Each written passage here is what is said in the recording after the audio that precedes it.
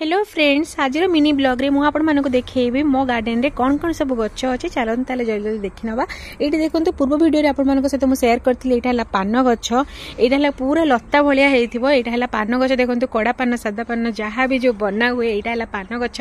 ता पाखक देखो ये मोर अच्छी अमृतभंडा माने पपाया आउ यहाँ छोट अमृतभंडा गछ होती। देखो गोटे बड़ अमृतभंडा होती तो ये अमृतभंडा गछ बहुत सारा होती।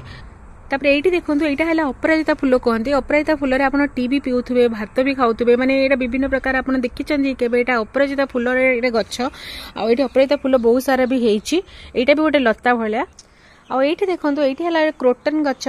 क्रोटन गछ यहाँ देखो डिजाइन वाला होता सांग। देखो यहाँ है आम तुलसी गछ अच्छे। तुलसी गछ माने जिते चाह मु बनाए, नाली चाह बनाए तो से यहाँ यूज करे। यहाँ है तुलसी गछ ता सांग को यहाँ है आम गेंडु फूल।